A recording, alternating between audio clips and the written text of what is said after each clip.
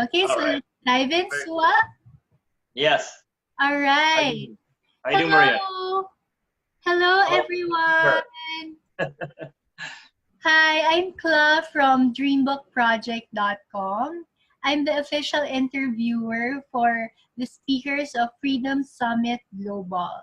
And we'll be getting to know the fantastic international and local speakers for Freedom Summit Global. These speakers will gather to show you how to live a life of total freedom. Freedom from time, freedom from money, and freedom from location limitations. So this afternoon, we have a very special guest. He teaches coaches and mentors, mortgage brokers, and financial advisors how to make six figures. He has also been featured in CNBC, CNN, Fox News, and Wall Street Journal. So, without further ado, I introduce to you the remarkable Sua Truong. Woo! Yeah. Well, what an introduction, Maria. Yeah. All right, Sua, say hello to everyone. Hey, hello, folks in Indonesia. It's nighttime here in Vancouver, British Columbia. Glad to be on here on live and see you guys, and hope you guys take a lot away from this short interview. But looking forward to seeing everybody there. Yeah, there's the time difference, but we found a way to schedule an interview between us. And yes, we hope that everyone learns a lot from this interview. So Sua, why did you agree to become part of Freedom Summit Global? So why did you agree to participate in this summit? It's funny. I was on vacation in Manila, and while there, Ricky Shetty asked me to come do a impromptu presentation in front of a group of about 30 people around there in this place. That was in December. The one in December. That's correct. That's correct. Yeah. He said, you know, for the short 30 minutes that you had there, you had such an impact on people, and you should consider coming back to the, you know, on the digital nomad conference that we're having here. So I said, well, you know, sure. I mean, I'm open to it. I'm willing to help other people to improve their lives and all that. So this is right up my alley, right? Right, what I want to do. Well, yeah. I mean, I can imagine, because talking to you after New Year, I mean, our conversation, that had an impact on me. So I can imagine the impact you had on other people as well. Yeah. It's just, you know, it's a way for me to give back, and I love the Filipinos, and you guys are so heartwarming and giving, and want to grow. That's the biggest thing is, you know, I like people who reach out and they want to do better, you know, and I like most of the Western world. They think it's more of got to give it to them, right? It's sense of entitlement. Entitlement, and I don't like that. It's like, you know, if you ask for help, I'm more than willing to help. But if you think I deserve your help, well, that's not coachable, first of all, right? So not cool. I like the Filipinos, and you know what? It's great. I look forward to come back and to have an impact on you guys, on the people there, to be able to help them grow their business. So you think Filipinos are coachable? I say yes, because of all the Filipino friends that I have known in the past, very humble, very family oriented, and, you know, without due respect to people who are go getter, right? They Filipinos are you know, take time and understand and be able to absorb things and be able to learning, and perhaps we can take some lessons and maybe we do something. So I like the humble attitude and culture of the Filipino people. How about Asians in general? Since we're Freedom Summit Asia and we're coming to other cities in Asia. Well, they have different needs, I would say, and one thing that I do want to do is, you know, my biggest goal is to go to the third world countries where they can really use what we learn from the West and to bring it to them and say they can adopt it, right? We have a drive, we have motivation. I find that in Asia in general, there's a very low sense of motivation. like to strive for success and all that. And you can't succeed without that, right? Without the drive, without the ambition, without the motivation, without the, I want more out of life. Yeah. It's okay, you know, it's okay. I like it. Like the humbleness and the respectful, it served us. It served my father's generation. But if we're gonna come into the, you know, into the new generation, the new world that we have right now, you can't bring that with you, right? The rest of the world is so far ahead that Asia is like, wow, you guys are still so far behind. Highly technologically advanced with all the technology, but yet business-wise, so far behind, right? So hopefully with the Digital Nomad and the Freedom Summit, we can change an things. impact. Yes. Yeah. Sorry. Can you give us examples of key learnings or takeaways that we can learn from you at the Freedom Summit? Well, one thing that I want to help is that because I'm Asian and I'm a refugee immigrant, so when I came to Canada, I had nothing. We were poorer than the poor people in Canada, if you imagine, right? We, you know, 8 of us living in a 2-bedroom apartment. So you can imagine, it's like, I'd rather stay back in Philippines, you know, living, there's more room for 8 people.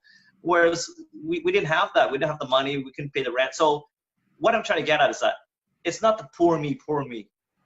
We were broker here. I mean, we were wealthy people in Vietnam, but because we fled due to the takeover, you know, you shouldn't have any excuses. So one of the biggest takeaways is that there is no excuse. I had a lot of excuse to stay poor for the rest of my life because we had nothing, right? With zero, not a penny, start over.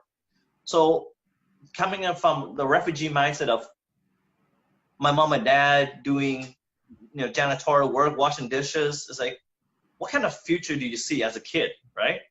So one of the biggest takeaways is that we can't look at our parents and say, that's our future. And I see a lot of Asian people doing that. Oh, look at my parents, that's all they can do. Well, I guess the best I can do is what they have right now. Yeah. No, you know, that is not how it is, right? One of the great mentors and coaches that taught me is that you were born poor. That's not your fault. You die poor. That is your fault, right? Yeah. So I want to teach that, like, I went from nothing. I made more money than my mom and dad can imagine in a year. Like in the whole entire lifetime, I probably made close to what they made in their whole entire lifetime. Wow. So coming from that is like, that's shocking, right? So how do you overcome that? So there's a couple of things that we have, mental barriers that I want to help out. So the, you know, the people that listen, that attend the Freedom Summit, is that not just the mindset, but there's a couple of things that are holding us back, and I'll help you find out what it is that's holding us back to be able to just say, look, this here is not helping me, and this is probably the one thing that's stopping us from achieving what we have potential of. Now, you know, some people religious, some people aren't.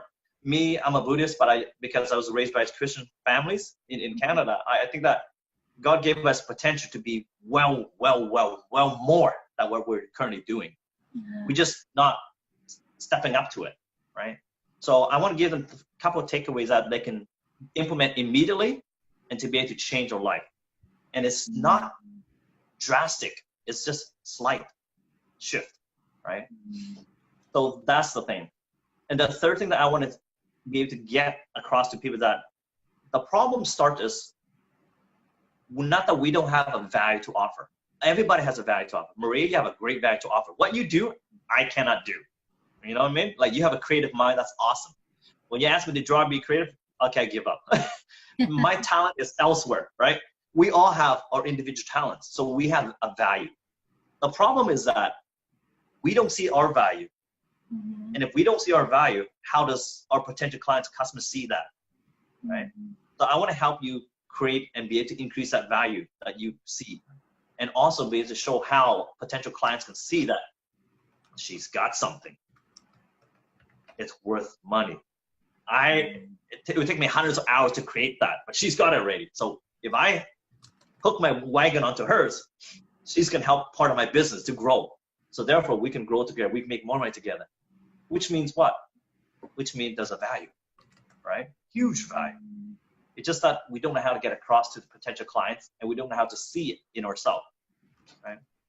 So it goes back to mindset again. If I don't see the value in me, how do I expect my clients to see that value? Mm-hmm.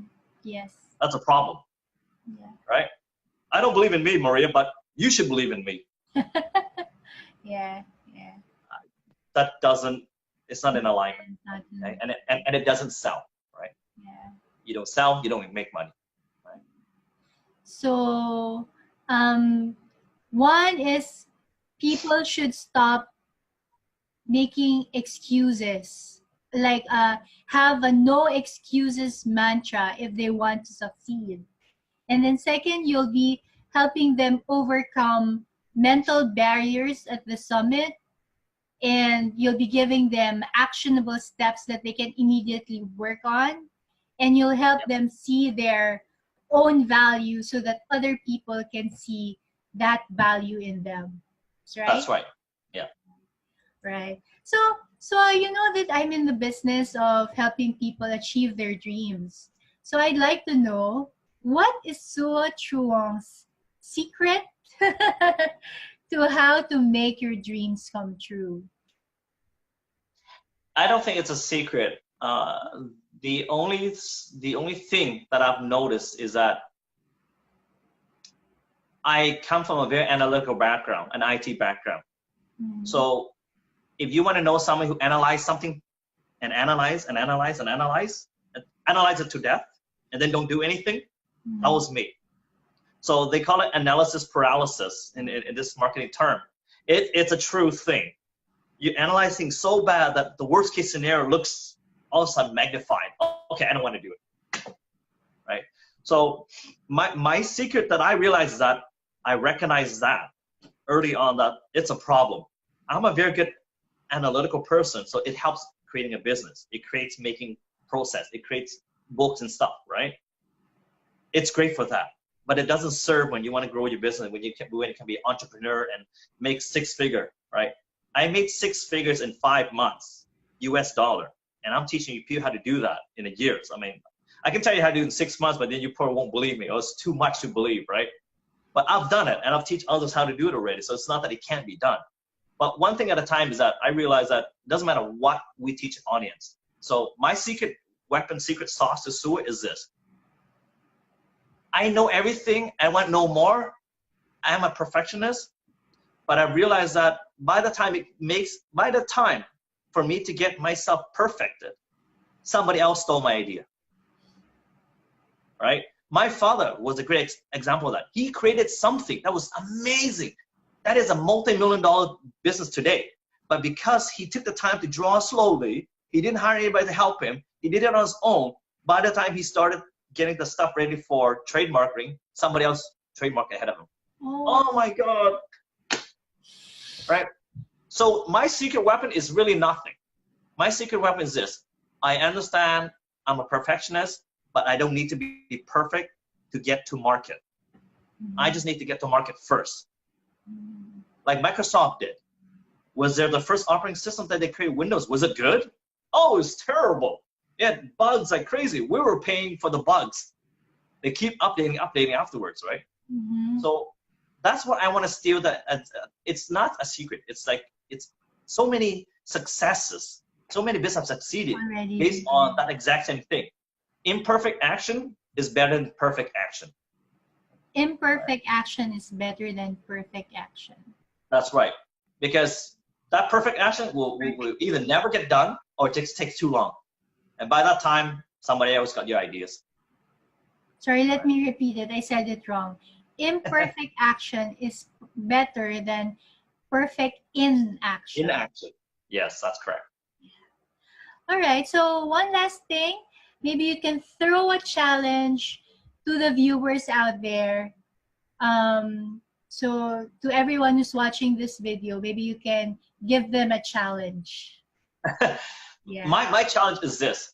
You have an idea, you have a goal, write it down. Don't limit yourself to who can help me or how can I get this done. Just say, give me the idea, write it down, and go out there. Say, this is my idea. This is what I want to do, right? And then say, hey, would you be interested? Ask some people, get feedback. So basically start something, get some action rolling, because in anything that you do, it's the momentum. If you don't have any momentum, it just dies. And you don't get motivated, you don't want to do anything, you think it sucks. It's not that your idea sucks, it's yet your lack of activity sucks, right? Can you imagine, if you have a lot of activity, you eventually get somebody who'll be interested in it, and then another person, is like, hey, this is great, right? And the ball keeps rolling. So when you have momentum, all of a sudden your sucky ideas now is worth money. Then it becomes a great idea because it made money. So the challenge is to start something so that it do something today, not tomorrow. Today. Everyone, that's the challenge. Start something today. Work on your. You got something. Today, reach out to 5 people. Reach out to 5 people. 5 people that you respect, and say, "I want your feedback. I have this idea. Don't worry about the how. Don't worry about the who, or where, or when, or what. Not yet. Yeah. Not yet. It will fall into place. That's right. All right. So maybe you'd like to share your website to our viewers. Oh, my website's pretty easy. It's my first and last name.com. SuaTruong.com. SuaTruong.com. Yeah. All right. Okay. So that ends our interview. Sua? I'm excited. I'm excited to be at the summit. We invite everyone. Sorry? I'll be able to do more. I'll be able to extrapolate, be able to go through deep dive, and be able to really, really connect, right? To be able to give it all. So we invite everyone to the Freedom Summit Global to achieve time freedom, financial freedom, and location independence. We'll be in Manila on March 30 to 31, right? Yes. And then we'll also be in Freedom Summit Global. We'll be in Kuala Lumpur on April 6, in Singapore on April 7, in Bali April 13, and in Chiang Mai April 17. So you can start reserving your calendars right now. And finally, we'd like to invite everyone to like Freedom Summit Global and Freedom Summit Asia over on Facebook. All right. Cool. Thank you. Look forward to seeing everybody there.